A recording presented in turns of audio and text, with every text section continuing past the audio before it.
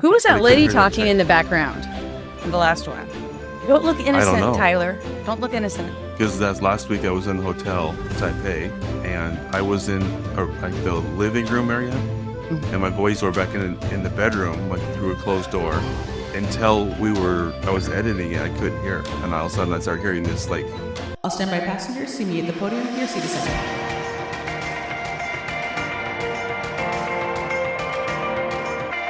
Non-Rev Lounge is a travel and aviation podcast. Monique, Lara, and Tyler are three friends that work for a major airline as gate agent, flight attendant, and ramp worker. During this podcast, they will discuss using their flight benefits to travel the world, as well as talk about things that happen at work. They have guests on almost every week to share their travels and stories, leaving tips on the best places to travel or things to do.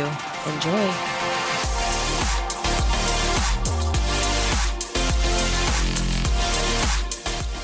Welcome to the Non-Rev Lounge. I'm Monique. I'm Lara. and I'm Tyler, and it is April 1st, and this is our last podcast episode ever. Thank you. Thank you guys so much for listening all these years. We appreciate that. It's been Monique, good. would you like to say something to our listeners? Thank you. No, it's not our last episode, but we are in Hawaii. Yes, We're we all are. on the beach, See? as you can tell from our background. That's not fake. No, it's April already, and it's getting warm at work. I know you guys probably don't care, but I can feel it already. What do you mean we don't care? Well, she can't board a You- flight if it's a certain temperature on board. Well, she would rather have it be hot, but that means she gets full time. Well, I don't want it hot at work because then for us that means weight restrictions. Yeah, and we can't board if it's too hot. At home, I love it because then it's definitely pool time. Yeah. I got a plane the Right. other day, and when it came in, the ground air fell out of it, so it just sat for like 30 minutes with no air on it. Oh, When I went down Oh, there, wow.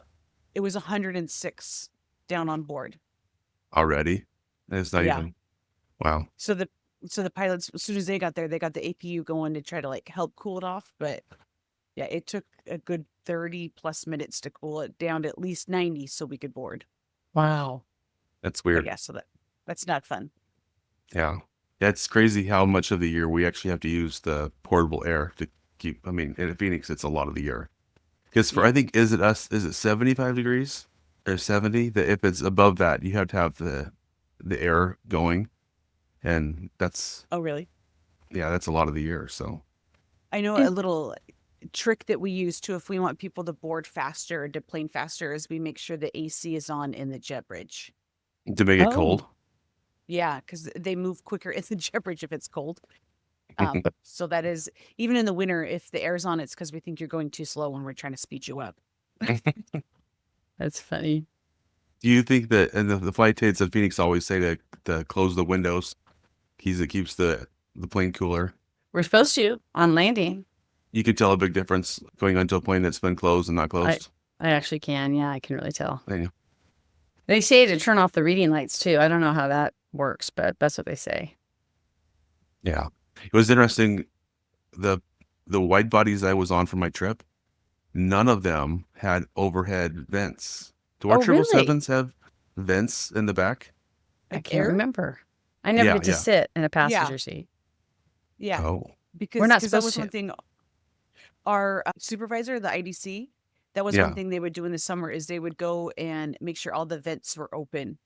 Which Okay. I don't know why that was their job, but they would go and open all the air vents to make sure the aircraft was cool enough so we could board in on time. Yeah, but also on the 747 and the 380, there was no vents. And I was like, but on the 777 back, there surely would be vents.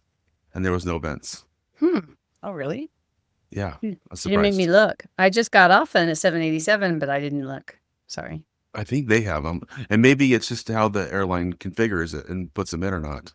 Because I know some like low-cost carriers, like just Airbuses, they may only have 2 for 3 people. So, yeah. It's just, I think it's whatever the airline puts. But it was just weird not having, because sometimes just some fresh air makes you kind of feel better when you're flying. So, Oh yeah, Oh, for sure. absolutely. When I get sick, I need that air just right on me. yeah. So, Lara, are you done with Dallas now? Have you done your Mm. 7 or do you have one more? Nope, I'm done. I did my last one today. It was kind of sad. I was sad. I didn't work the boarding door this trip. A friend of mine, he's senior to me and he beat me out of it. And he did a lousy job, let me tell you, because passengers were coming back on my side, which is aircraft left, and they needed to cross over to get to their seat. And because he's not doing his job at the front door, saying, "What's your seat assignment?" And then, so I went up there and I said, "Hey, everything's it's mayhem back here. You got to fix it." And he goes, "Oh, they just blow past me." I go, "You got to stop them and say, what's your seat assignment?" And it's funny how many of them don't know their seat assignments. And they look at you and they go, and they're right at the door. And they're like, "Oh," and they just showed you their boarding pass, Monique. And then they get to the door and there I am. And they're like, "Oh, I don't know." I'm like, this would probably be good information. Well, it's like, then where are you walking? Yeah, like if you don't know what seat you're headed to, where are you going? Where are you going? The worst offenders, believe it or not, were the ones in business class. So when they get on the airplane, because it's a 787 Dreamliner, the business class people turn left. And then the main cabin people turn right. And so they would get on and he'd say, "I'm in 1L." And I say, "Okay, go step through and then turn left." And I'd watch them step through and turn right. I'd say, "Sir, your other left." And then he'd roll his eyes at me. But that's He just why wanted to go through and see the peasants back there before he went to his throne. he did. But He's sometimes like, "Oh, I guess I'm up front." So one thing that amazed me about both the big wide bodies was they both boarded at like at -35. They started boarding, and I was like, "How are you going to board a 380 in 35 minutes?" did they do it? Oh yeah, just fine. But if you think about it, because I was like, that's so many people to get on that. But when you go down the jet bridge and then it breaks off into upstairs or downstairs, so that's basically cutting it into two separate airplanes. And they already board a business side and an economy side. So you go down the jet bridge and it splits. And then once you get on the plane, like you said, it's wide body, so they split again. And so it's kind of like boarding 3 or 4, 2 upstairs, 2 downstairs on the 380. I don't know, like 737s at once.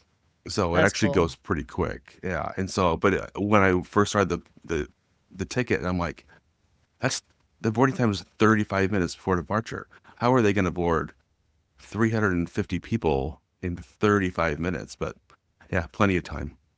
So that was kind of interesting. Maybe no one That's cares, cool. But those are even international flights too. yes. International stuff. That's crazy because they want us to pull like a bag pull list at 20 minutes before departure. Oh, really? Yeah, which I think is a little ridiculous because I'm like, at that point, we could still have 35, 40 people to board. So Yeah. what good is this list? But that's what they want, is to have that list done at -20.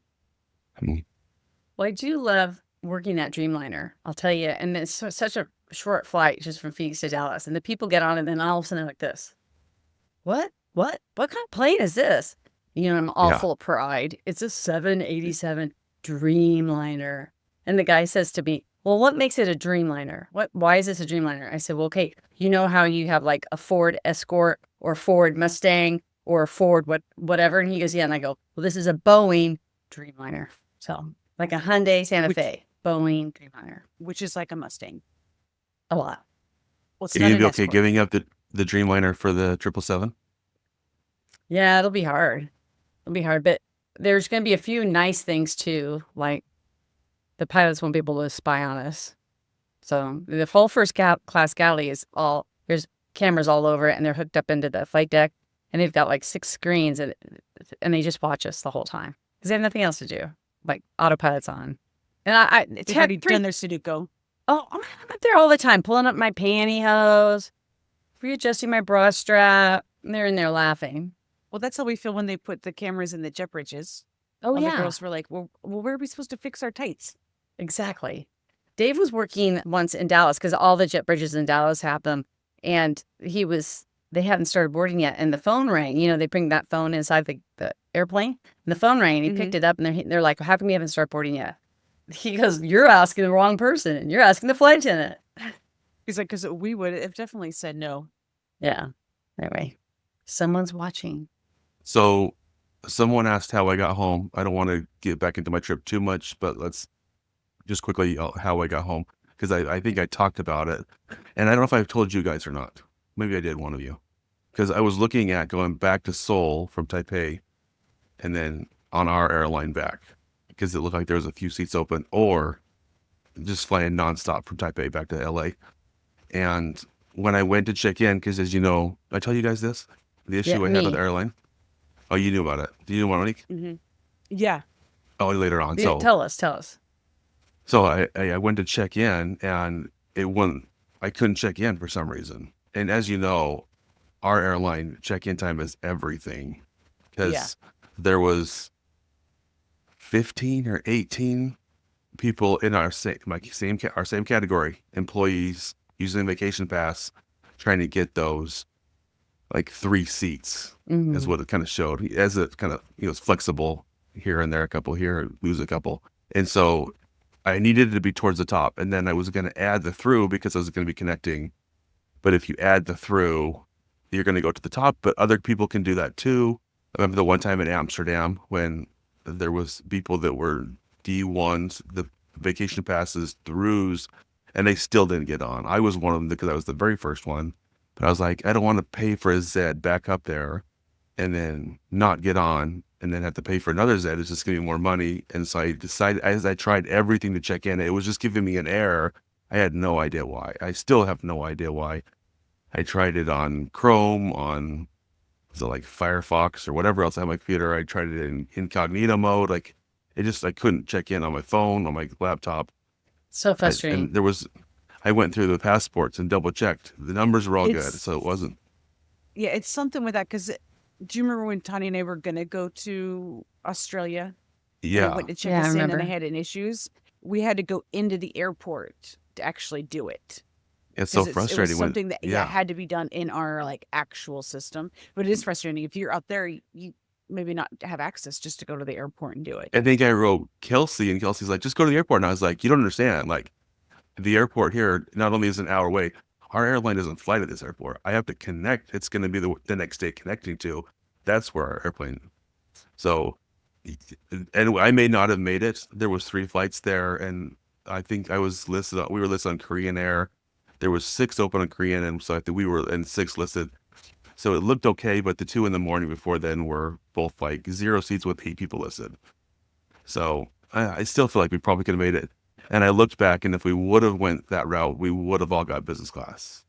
There was one man. D1 through, one more person did it, and there ended up being 4 in business. So we would have had business all the way back to the States. Yeah. But we ended up doing eVair that's based there in Taipei. And the loads I got from Staff Traveler were showing like 100 open seats, like 11 in business, which I know those weren't going to be an option.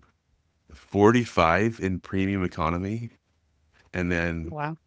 44 in the back. And I was like, okay. And we had a huge bag of candy that we had brought from home. So I was like, we boarded very last, and we gave it to them, and they were so grateful, and they wrote our numbers down.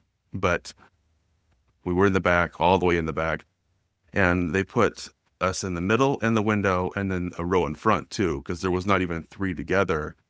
But as we walked past the premium to the back, there was just rows, because 45 open. I mean, it's just like sections of it were wide open.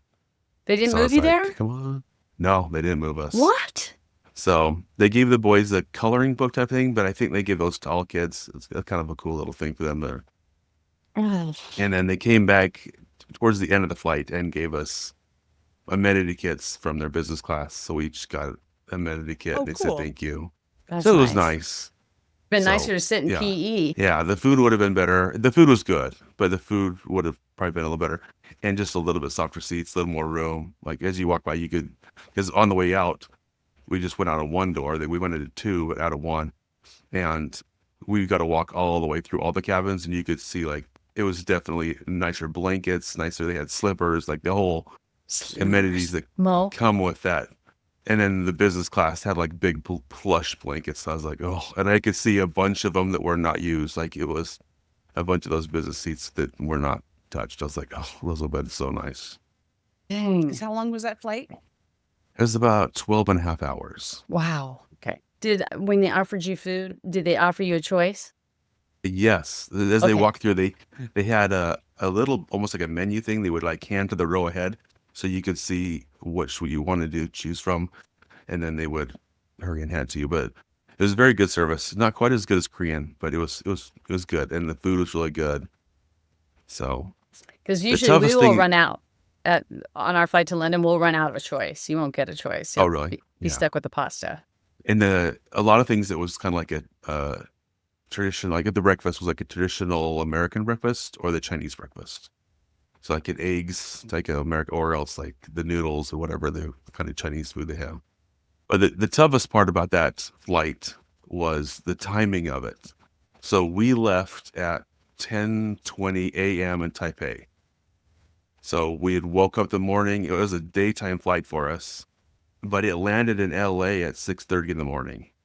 Oh, So it was basically like a red eye come back from from like Hawaii, right? And so you should have kind of tried to sleep on the flight. But for us, we woke up at 10. It was like wide awake all day. So we hit LA just like rashed, ready for bed.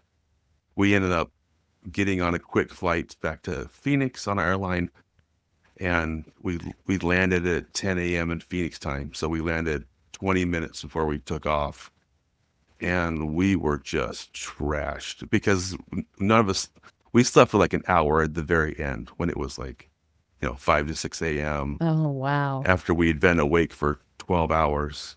It was a rough. And then we got home and we took a nap for a couple hours and then tried to get up to try to get back on the schedule. But the next few mornings, my boys were up at 2:30 in the morning every morning. Oh no. And the first morning, the next day, then we got back up at 2:30, Oh, and then they put themselves to bed at 8 a.m. So they put themselves to a nap at 8. And I went in there like at 9 to wake them up, at 10 to wake them up. My wife went in a couple times. So by noon, I said, we got to get these kids up. They're going to sleep the entire day and be awake all night. all And night. they had a couple of days till school, but we had to get up. And so at noon, I finally went in with a cup of water, and poured it on their faces so they would wake up, and they were furious. Tough love. But they finally got up. My son Chris, the younger one, he was laughing after a few minutes. He thought it was kind of funny I did that to him. But the older one, he thought I would just ruin his life. He thought that was the meanest thing anyone could ever have done. But yeah, we struggle with that jet lag for days. I was talking to our friend Justin that goes back to Asia a lot, and he said that's the toughest one. Is that one that's like a daytime flight. It's better if you could do like an evening, get back in the evening rather than the morning. In the morning, that's a tough to get back on schedule for. So Wow. maybe that's why it had the most seats open, because everyone knows it's going to take like 4 days to get back. Yeah. Well, that's Do where you too, deal I with- feel like Go ahead. I feel like that's where the lay flats would have come like clutch Yeah. as well. If you actually are laying down, it may have been easier to actually Oh, yeah. sleep and kind of Definitely. adjust your body just a little bit more. But if you're in an upright position, you may be more likely to stay awake. And anyway, so yeah, just a bummer you guys weren't able to get scooted up. Just something a little bit, yeah, a little more room. No, that's very true, because we just watch shows. Because I mean, it's hard to sleep too much. I mean, you try, but also I wasn't tired. But even if I'm not tired, if I can lay down, I could get to myself to go to sleep for a couple hours. I think that So- change in your circadian rhythm and the fact that you're traveling with two boys and you're out of, traveling for 2 weeks. I think that's why you got sick. Possibly. I always have to figure out why I got sick. Why did I get sick? What did I do? And when you Well, guys get sick, I- I do the same thing to you. I don't think it was my travel. I think it's because I spent the weekend with my in-laws when I got home, Oh, that's right. Oh, were they sick? and all the little. No, but that's just not those kids. Monique. Not Monique's kids. Oh, But the guy, and so in the aisle I was in the window, Chris is in the middle, and this old Taiwanese guy was in the aisle. Very quiet, didn't say anything, but he raw dogged it the entire flight. did He just watched the map for 12 hours. Yeah. I was like, oh my He didn't even gosh. sleep? I think he slept some. Remember people we don't trust from a People couple who weeks raw ago? dog. That guy. Raw dog. I don't trust him. 12 hours? Whew. Also, I didn't get up from my seat for 12 hours. What? You have to stand up and move around. I know. That's why I love the window, but I hate bugging people. Oh, who And, cares? Oh, and he was so busy, so you would have not wanted to bug him. well, I mean, it's not like He he was like, went, wait, wait, wait. oh, also, We're also I passing wasn't over. like I didn't have to go pee because I mentioned it last week, and even our friend Luke was like, I know exactly what you mean. The little, so they would give us cups, the normal like cup, but they'd only fill it half full. And it's like, I'm an adult. I want just give me a whole thing of it. Oh my gosh, it drives me crazy. it's I'm a free. man. I'm 40. I know. I want 40 ounces of something. So, yeah. Anyways, go home. Evair was nice. I wish we would have been on one of the Hello Kitty planes because we saw them a bunch there. They have a bunch in their fleet. And Even my the kids flight would attendants have even wear loved that. different aprons. They Oh wear yeah, Hello Kitty the aprons. insides all so. But Oh, ours that's was we were on cute. the Star Alliance 777. So Were you yeah, excited got us about home. that? The Star Alliance? Yeah, it was fun. I Isn't was that just our old hoping for alliance? That is our old alliance, yeah. Now Now that we're the one enemy- world. Just kidding. We're not enemies. On behalf of our one world partners, I'd like to thank you for flying with us today. Oh, this is, you don't need to keep this in, but we had a meeting the other day at work. Some people from Dallas came in and they were talking about how does the dynamic reaccom works, like when passengers have flight disruptions, how they can rebook themselves, how the new Aura system works. And anyway, they're adding new things where our passengers can get rebooked on other airlines. And so immediately I started thinking about London and British Airways, right? And I'm like, okay, when you rebook them on British, are you telling them they have to go get their bag now and recheck it in? And the Dallas girls were like, what are you talking about? And I was like, yeah, in Phoenix, that agreement doesn't really exist. And they were like, oh, that needs to. And we were like, yeah, like that Yes. would be nice. Good for you, Mo. Anybody was like, yeah, you're just going to set them up even more. I was like, or are you guys aware that British won't take them if they don't have mills? So you can't just like, and they were like, what are you talking about? And I was like, yeah, it's a thing. Anyway, so I was like, come on. Yeah. So hopefully they get some of that things fixed. They have 50 open seats, but only 20 mils, so that's how many of you to put on. Yeah. Well, and the thing is, the problem is our flight is so close to theirs that there's not enough time to get more meals. So they would rebook them and then deny them. Yeah, well, So anyway, Wow. hopefully that gets fixed though. Well, at least you called their attention to it. Yeah. Lara, what was the story you had about your service? Oh. Okay, so I've been flying with all these crews from my class. Like Monday, Tuesday, the entire crew was from my class. I think one girl was from senior to us. And so when we took off from Dallas to Phoenix, we were in the back alley getting the cart set up and we're all laughing and stuff. And I said, hey, do you guys want to play a game? And because I've done this before and it's kind of a lot of fun. And they were like, okay, what? I said, see who can last the longest without talking to a passenger. Because we were all coming back again on the next day. And I said, and then like, if I break first, then Lisa, I have to pay your van tip tomorrow. But if you break, then you have to pay my van tip. And so everyone was like, yeah, let's try it. They're like, but how does that work? I said, well, first of all, you can't be rude to a passenger. So if a passenger asks you a question that you can't answer pantomiming, then you will go ahead and answer and it won't count. It won't count against you. I said, but if you are intuitive with a passenger, they probably won't even ask you. And so they're like, well, how are we going to do that? I go, just watch this. And so you take the napkin, and you put the cookie on it, and then you hand it to the passenger and you go, and then and then usually they'll say, I'll have a club soda, I'll have an orange juice or something like that. And I'll turn to the next passenger and go, Thank you as well. and then they'll say, or I'll get to them. And if they just look at me and then I go, and they go, well, and I go, and I point to the whole cart. I point to the cart, like, what can I get you? And then this guy goes, well, I have, do you have Pepsi products? So I open up my drawer and I fold up a can of Coke. And he goes, oh, I don't like Coke. So I go in there and I pick up Sprite because I don't like Sprite. I went in there and picked up Dr. Pepper. And he goes, I'll take Dr. Pepper. And then I did a lot of this. Oh my God, we were laughing so hard and we're looking at each other and stuff. And we were doing cookies because it was a morning flight, but there's some pretzels stuck in the top of the cart. And so one of the guys from first class came up, he goes, you don't have to use words to answer me, but do you have any pretzels on you? So I slide open the drawer and give him pretzels.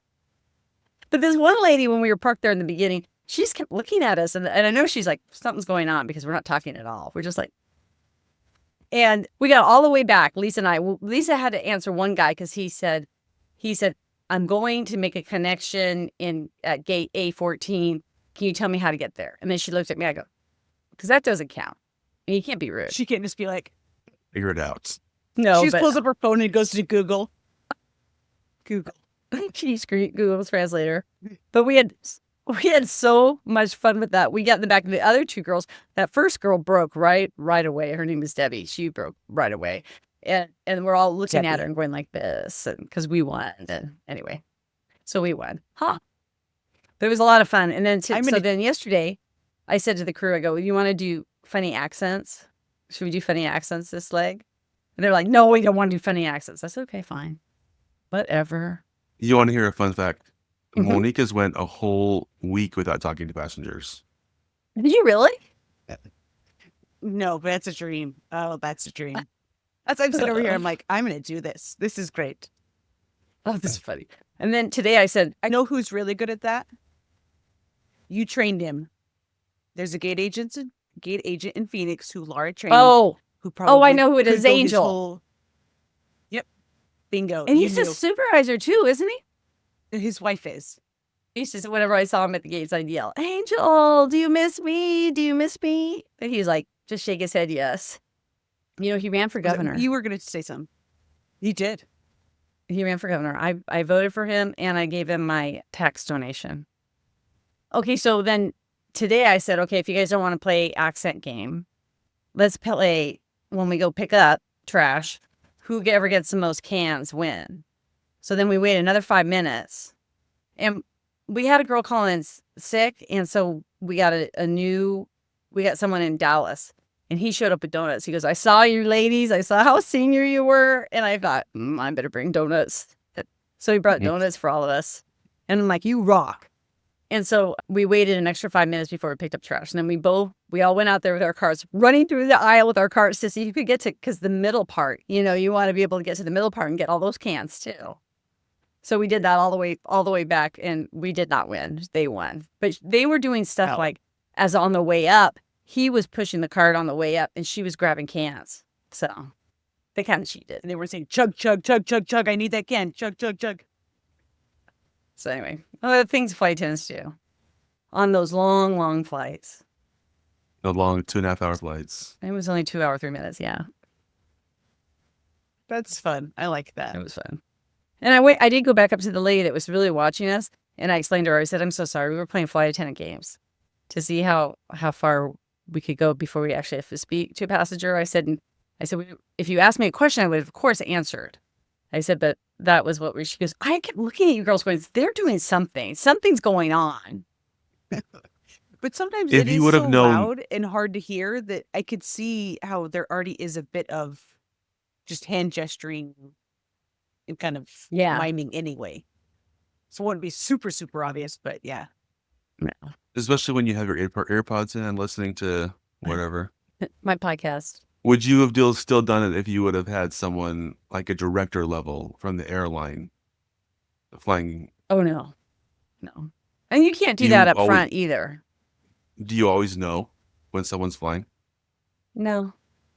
Usually, though, the gate agents will give us a heads up. Okay. You guys are good at that. Thank you. Well, it's usually because all of a sudden there's upper managements also at our gate and we're like, something's happening. Because these guys never come downstairs and all of a sudden I've got 5 of them sitting at my gate. So, yeah. So did I tell you what got confiscated from me on my trip at the airport? Oh, no. What? no. I forgot to bring this up last week, but when we were in Seoul, so going on the trip, the phone that I had been using, I'd had it for a couple of years. I got it back before we went to Amsterdam and Copenhagen. So like 2.5 years ago, I had the same phone. And so the battery was shot. It wouldn't make it through a full day. It barely made it through half a day. And so I had taken the case off so that I could try to get it to get damaged, so that I could use insurance to get a new phone. And so for like 3 weeks before, I took the case off and I was just waiting for it to break, and it never did. So eventually I put the case back on and I bought an external charger. like the size of like 2 cell phones. So it was a little bit bigger one, but I knew that I was going to have to charge a bunch to use it. So when we were leaving Seoul to head to Taipei and we were going through the security, they flagged my bag and pulled it over. And I was thinking, do I have a water bottle in there? I don't think I do, but I might. And they took the power bank away from me and they said, it's too big. You can't have this on the flight, on board. And I was like, do they want me to check it? Because it's the opposite. They don't want those things checked. Yeah. And they said, no, we had a little bit of issue with translating, but eventually, like, it's too big. We don't. And apparently, back in December in South Korea, one of them had started, or some power supply had started on fire on a plane in the overhead bin and burned the whole plane down. I think everyone got out, and so ever since then now, like, they don't let almost anything on. So if you're flying with those, especially to South Korea, but I would even start doing more research. If that's something you use a lot, is one of those external power bank things. If it's kind of like you can put in your bag to make it a smart bag, or you just use it for your phone like I do some research real quick, because rules are changing and I had to throw mine away. It was like $35 at Amazon. So it wasn't like I was out a ton, but it made life a little bit harder not having that, because my phone was so terrible. Since I got home, I've already got a new one because it wasn't, but yeah, that was one of my, something that I learned. So I don't know if that's going to be more. I thought, what do people do that have wheelchairs? You know, they check their wheelchair, but they take the battery on board, because you have to have it. Some of those batteries are pretty big for like the electric wheelchair things. That's got to be a lot bigger than the thing I had. So what do they do with those? They allowed them, or I don't know. Well, I don't know. Like, we don't accept hoverboards because of Yeah. their size battery. It doesn't matter where it's at in the plane. You Well, can't yeah, have those. I don't know if hoverboard there's- is like it's not like a necessity. Like people that a wheelchair, yeah, Well, that's right. what You I'm saying. need So that. there may be certain things for like accessibility, disability Yeah. things they have to let, where others they may not. But I know there's even a limit on the batteries we do accept on wheelchairs. So there are even like Oh, really? specific amounts of Yeah. wattage you can have. Yeah. Okay, yeah. And I would have bought a smaller one if I knew that was going to be a thing. I mean, I didn't have to have that big. And again, it wasn't huge. I mean, it was a good size, but it wasn't like a car battery. I mean, it was just a little bit bigger than, like I said, 2 cell phones thick probably. So, but yeah, so that got confiscated. So, and That they was were a bummer, like, because well, that was was that the only one you had? yeah. But they were like, what flight are you on? And they were like asking me all these questions. And I was like, you can have it, just throw it away. Like, I mean, I didn't want to get rid of it, but if you're not going to let me fly, then yeah, throw it away or whatever. I want to be like, go use it, because it's brand new. Like it's got a lot of life left. But yeah, they're like kind of suspicious. I'm like, I'm not trying to smuggle it on. I didn't know your rules. Like this is not normal anywhere else. So, but yeah, I'd say to people, if you're going, do some research and see if that's something that is okay. Yeah, that's a good point. This morning during the all call, when they say flight attendants all call, I got on there and the number one said, oh, and there's lithium battery in 20H. And I'm like, oh, that's new. And they go, yeah, the gate agents told us there's a lithium battery in passenger in 20H. Do you guys do that now, Monique? We're supposed to let the cockpit know. We should probably know too, so we can keep an eye on that area. Like, did you see that Southwest flight? They had a battery fire, and so they did a gate evacuation. Yeah. How do they know where it is? Because you guys, so as a gate agent, you ask, is there any batteries or whatever for checked bags? If it's down at the ticket counter, or if you're checking it up at the gate, you make sure we take it out. But how do they know that there's one at 20? Unless it's like the wheelchair one. Let's say they had a wheelchair, so they're going to be carrying it. Because you're not Those are the asking every ones we person know that about. boards. Yeah. Yeah. So that's it. Like the verbiage that we go in and we tell the pilots is, if there's no batteries, I just tell them there's no batteries you need to be aware of. Because if you just say there's no batteries, they're like, of course there's batteries back there. And you're like, okay. There's none you need to know about, is how I word it now. Because yeah, they're little smart alecks, but it's pretty much just wheelchairs, or they need to know about portable oxygen concentrators. That's what PPOCs as Oh. well. POC. Yeah, there's. All right, Monique, what is the most important thing that you forgot to bring on a trip? I don't know. I've been thinking about this. The problem is I'm the opposite. I'm such an overpacker that I don't know if. Yeah, I'm a tough one. Come back to me because I honestly I take too much. I'm like that person that I'll take extra of everything. So Yeah. I'm like, oh, what if it gets cold? I'm gonna bring 3 sweatshirts to Hawaii because it may get cold at night, and I want options, and then I'll never wear any of them. What if I'm going to Alaska? I might need a swimming suit. See, yeah, that's me. And then I'm like, well, then I'll want options because maybe I want a one piece or there's anyway. So I'm not great for this question because I bring too much. Or I'm like, All I'll right. need 4 deck of cards in case I lose one. Lara, what about you? My contact lens holder and juice, the juice that goes in it. Because usually I'll put my contact lens in here in the morning and then I'll throw it in my bag. But I'm a diva, and my husband carries my bag downstairs for me and puts it in the car. So I think he had come up and said, is your bag ready? And I said, yeah. So I closed it up. I closed it up and handed it to him. And then I didn't have him. So I had to put my contacts and in some water in a little thing that goes like over your, when they put the cups in the hotel room, they put a little paper lid on top. So I had to put them in there. And then the morning, survived? it was very comfortable. But now I carry Tony an did that extra one. That's smart. Yeah, I carry extra now. Tony did that, and she forgot glasses as well. So Oh, she no. forgot the Yeah. contact holder, solution, and glasses. So she had to have someone bring her stuff because she was like, I don't have anything. Is it interesting that you're able to throw other people under the bus, but you can't find your own issues? Yeah. You should cut that No, out. because Don't. I was the same way because I Don't. was like, I can't think of anything. I said, and then so I asked Katie, and she goes, one time we got clothes for one of the kids, so we had to go buy a bunch of used clothes on a trip. I was like, I don't even remember. I know Like at a times whole we kid? forgot Like a whole kid. one of the kids. Yeah, It was probably poor Chris. it was Chris. Yeah, Oh. yeah. He So probably he's got like new trying to fit into wardrobe. Jakey's clothes. Yeah. He could wear Jakey's clothes. Do you know why I'm asking this question, Monique? What did you forget? Not me, the United pilot. Oh yeah. Bless his heart. I So- don't Remember understand then. that. Well, tell people what happened, that people that haven't seen it in the news. So from my understanding, they took off from the U.S. He was about 2 hours into flight when he realized he did not have his passport. Going to to China. China. Yeah. So they had to circle back. And by that time, the crew was timing out. So then they just had to get new crew with actual proper documentation. They left LA, went back to San Francisco, but yeah, they would have to get a new crew. I was thinking just new pilots because he wouldn't have a passport, but so they had to get all new crew, like a full new. I would have, just knowing from our Phoenix, London kind of experience, the flight attendants are not far behind the pilots on timing out, because it's such a long trip that Yeah, Lara probably knows better. But yeah, I'm sure everyone had to be replaced.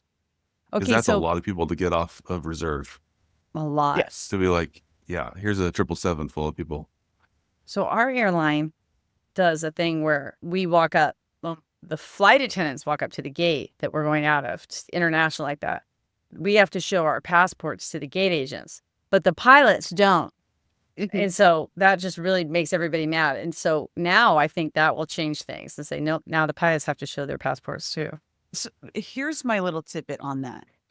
I don't understand why in-flight management is not the one down there checking for you guys to have your passports.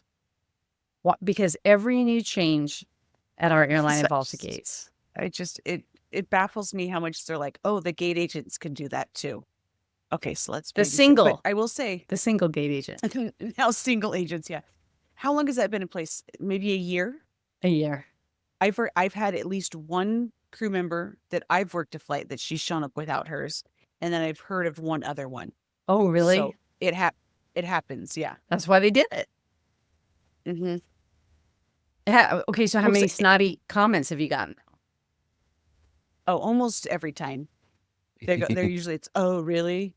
It, I'm like, it feels like what, you know how pilots have checklists for everything? They should have that be part of their checklist. Like, if you're going international, do you have your passport? No. Before you You should have take it all the off. time. Your crew member. It should be all the time. Because what if you're I- in LA and they need you to go to Haneda? I know, but I mean, just like especially before you're taking like a double check to make, because maybe they took it out to go to on a family trip, so they didn't have their 6 bags like you do to go to Richmond. So, but make but sure she'll that just be they like, do I have got my it. badge? Do I have my passport? Like, they Yeah, should just almost be don't- hand in hand, kind of. I do badge, my tablet, and my passport. Well, because And I just got a new passport.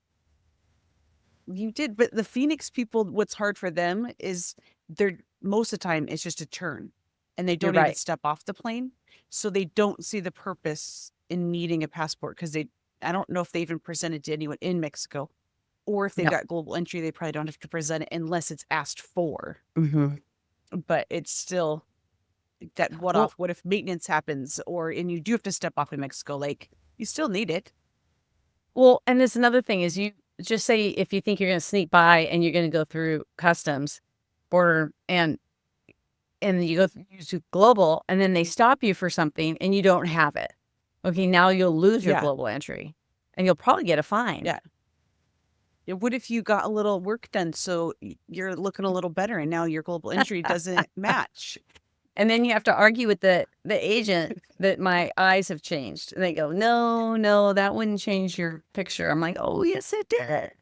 But then he So, told, Lar, don't Then you he have a couple stories about people that forgot their passports? oh, I do. Okay, so I won't tell you. There was a flight attendant. She was doing a Cancun overnight. It was Cancun.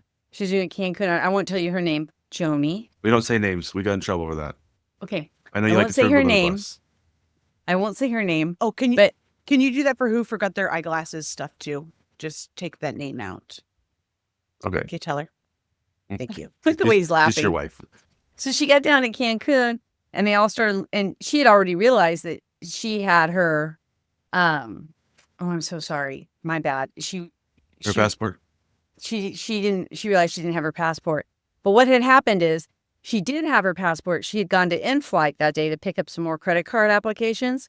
And so she had taken out her passport for some reason up in the briefing room. And then she put it down on top of these old credit card apps that she had. And then she ran over and got new credit card apps and came back and said, oh, I don't need these old ones anymore, and threw them away. And there's a little tiny trash basket right by the manager on duty. So she threw them in there. And then they get down to Cancun. She doesn't have her passport. She's trying to think, where did I have it last? I just had it. I had it up in the briefing room. And she realized what she did because she had it on top of Oh, her no. old credit card apps. So they called the MOD and she went through the trash. And sure enough, there it was. So they made her sleep on the plane. So she sat on the plane all night long and she said it got hot. And she just sat on the plane and waited for everyone.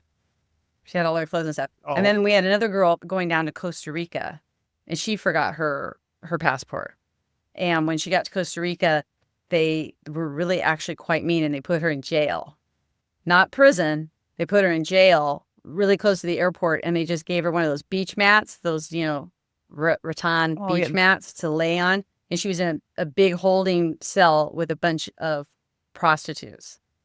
And they were all giving these, and they kept staring at her and trying to talk to her in Spanish, and she didn't speak Spanish, trying to ask her why she was in there and all that. She said it was the most horrific night of her life. And in the morning, they came and got her, and they took her back up to the airplane. Is she still working for the airline, or did she work for a Yes. while out, or was that like she was done? No, she's still working for the airline. She's senior to And me. Oh wow! I bet she hasn't done that again. No, I'm sure she's Did not. I tell you guys about my family from Billings and their passport issues? No. That was kind of crazy. So we're going to fly to Puerto Vallarta and it's empty.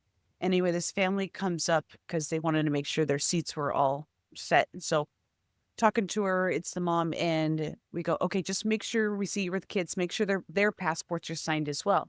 And she's kind of giving us this look of like, What? sign their passports? Yeah. And I was like, their passport books, just you'll sign right there. And she keeps going, what do you mean? And so she pulls out 4 passport cards.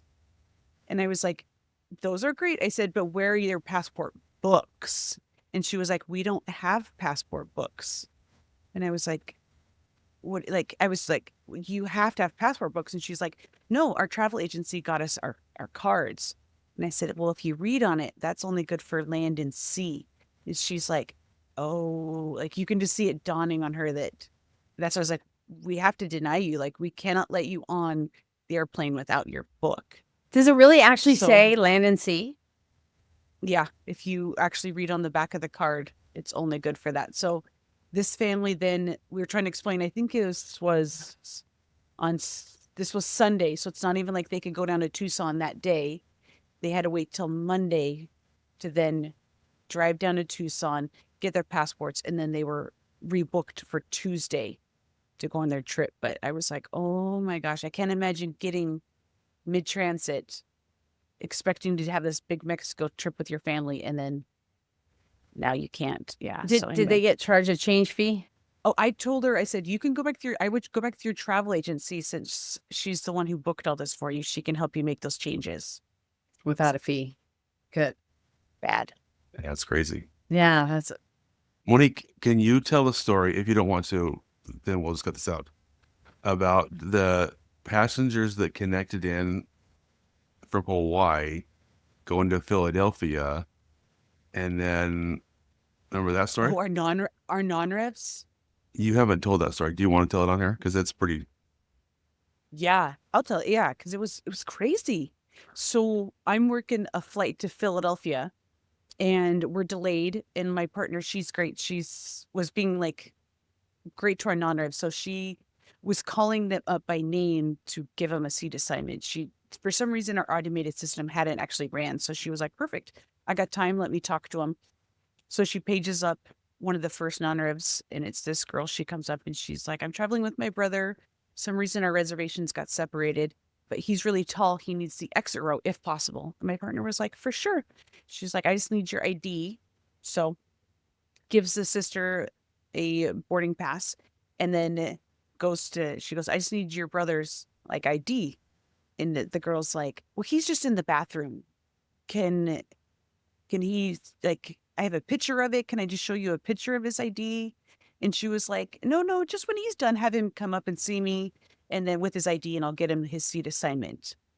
So it just kind of felt a little bit the fact that she was pressing to get the boarding pass without his ID.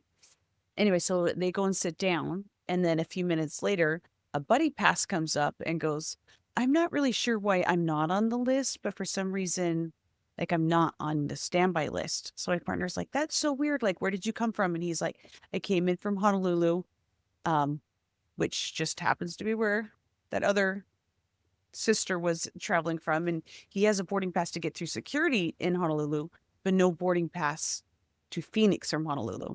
Because my partner kept saying, well, where's your boarding pass to get here? Like, what was your seat assignment? And he's like, I don't know, like, where that one's at. I must have thrown it away or something. Anyway, so but at this point, she checks him in, has his ID. So now he's on our list as a buddy pass, checks him in, gives him a C sign. But it's like clearly obvious that they had checked in a buddy pass to get him through security with that pass. And then he flew under just dependents, like the brother's name, to Phoenix. And because our automated system did just email him a boarding pass, they then had to, but I was like, oh my gosh, that's so ballsy. that's Just kind of so that's fraud because oh, it's for going to- sure. Yeah. Yeah, and plus, I mean, you could go to prison for that because if the FAA finds out, because that's you're on a flight and Yeah. it's not you. Well, that's what I was like. Even with just everything that happened with the flight in DC, like, heaven forbid that plane goes down, something happens, the manifest isn't correct as well. So someone's family's getting a phone call saying so-and-so was on this plane when he maybe, or otherwise this family doesn't know where their kid's at because he's not listed on it. Like, just manifest reasons alone is a mess. But That's yeah, so our buddy passes weird. cost money. The dependents don't on those domestics. So So they skipped weird. out on having to pay for that. But yeah, if our automated system would have just ran, we would have never known. Like, I would have had no idea that was not him boarding because his ID should have already been checked. You coming wouldn't through even looked security. at been checked in Honolulu. Yeah. It's just, The craziest part to me is that once they kind of got caught, or at least they started having suspicions, that they didn't just like abort and say, find your own way home. Like go buy a ticket on Southwest, on Delta, Greyhound, whatever. We're not going to get you another ticket under this person's employee's benefits as a buddy pass now. Like, no, we're stopping everything. That's crazy that they were like, okay, this didn't work, and it's going to be the same gate agent. It's not even this different flight. I mean, Exactly. same flight, same, just like, oh, now this guy's not flying, but this other person on the benefits is randomly. That's crazy. Is there Yeah, a so it's form in that you there. guys have to fill out when stuff like that happens? Yeah. So my partner filled out a travel allegation is what. And I'm actually one that's like, can we calm down on the travel allegations? Like, can we just, but that was one that, yeah, it was like, it's complete fraud. It needs to be reported. That one for sure. Plus, he's Yeah. bumping somebody else out of that seniority list. Well, I told at first, like everyone, I was like, if my kids did that, I probably would have murdered them. Like if I got called in and they were like, do you know what your kids did? I'd be like, oh, well, they will never be doing that again. Promise you. Yeah, because someone in that group, or their parents, or it was somewhere that has the benefits, and that's I don't mess with my benefits. I don't. Yeah. So knowing if someone in your group was, and not, treating them like you would want them, I'd be ticked. Well, because I feel like that even could affect your job. Like not Mhm. just here's your benefits, which are huge, but even Yeah. possibly just your livelihood. Oh yeah, yeah. All right, so one last topic. Not topic. I know Monique's gonna like this, I think. Okay. So recently, I've been watching a lot of drug smuggle documentaries. Okay. I got into one. It was on National Geographic, and I think it was 4 hours long. I watched the whole thing in one day, and there was a bunch of their episodes together. And the takeaways I got from it are the red flags that when they're looking for the smugglers, that they look for in the smugglers are the same attributes that non-revs have. Oh, So let me read a couple to you that I took. One person had multiple tickets on different airlines on flights that they didn't show up for. And so when they landed, they were like, how come you didn't board your flight? And then I remembered, oh yeah, I got to go cancel that Korean air flight I didn't take. Get my money back. So I thought that was kind of funny. Another one is when someone goes to a country for just one day. And I was like, sounds like a Yeah. non-ref thing. When they don't check any luggage, they just have a backpack, just travel with only a backpack. those are all us. Okay. Yeah, all these things that they were like, these are red flags. And I was like, that sounds like a non-rev. That doesn't sound like someone that's carrying drugs. So there was a couple others, but those ones, the main ones, I was like, it was kind of funny as I was watching it. I was like, are these drug smugglers or are these just non-revs? Because that doesn't seem Were they- too suspicious. Was What's that? one like last minute bookings? Oh yeah, last minute, but you definitely tell there's a difference. But I'm sure there's some non-revs that do things and you're just like, if you were to talk to them, they'd sound pretty suspicious too. So Don't be Well, did you see suspicious. the guy who put drugs in his toupee? No. Did you see that one recently? So No. they're like literally cutting his toupee off and they pull it up and there's just like bunches of drugs Wow. in his hair. Is that funny? But I was like, that dummy, when he had to go through the body scanner, like they would have been like, what is in his hair? Ew. The very first one, the one that kind of grabbed me that I watched, it was at JFK, and a flight that came in from South America, and so the bag room, the rampers load the carts up, they take it and duct into the international carousel, so people can reclaim their bags, right?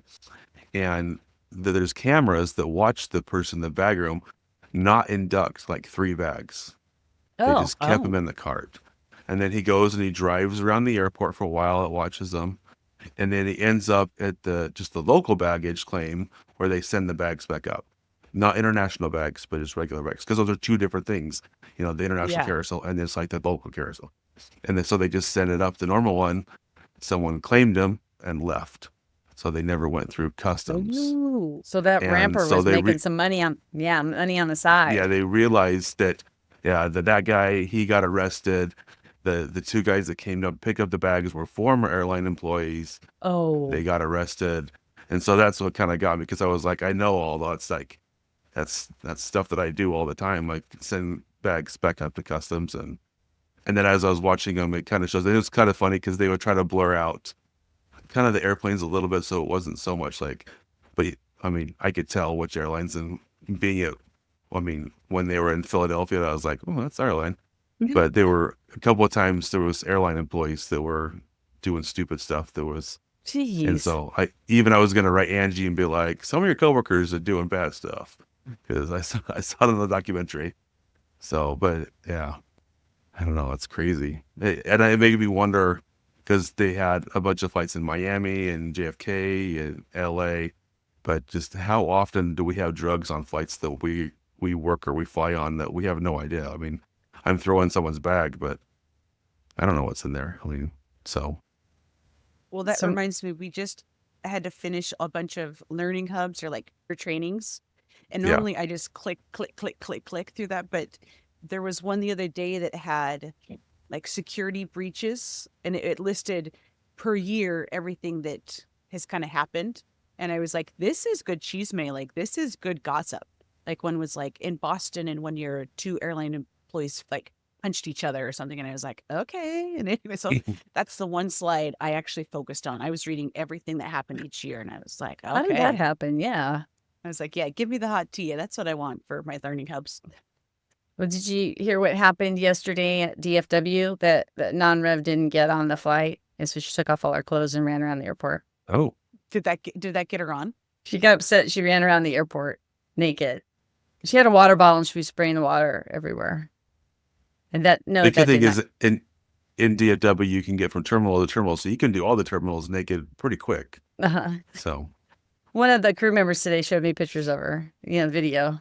They had it blurred out, but I was like, yeah, I said, that's what happens to me when I get on a flight. I get mad, take off all my clothes. Luckily, you get jumpsuits, so it doesn't have to.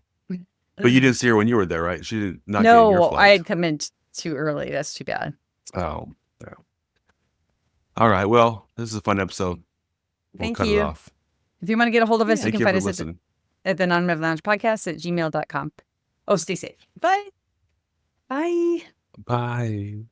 This has been Non-Rev Lounge. This episode was sponsored by Staff Traveler, which is the #1 app to get your non-rev loads. It is used by over 800,000 people from all airlines the world over and built to make your non-rev trips easy and stress-free. Sign up now for free at stafftraveler.com/non-rev lounge.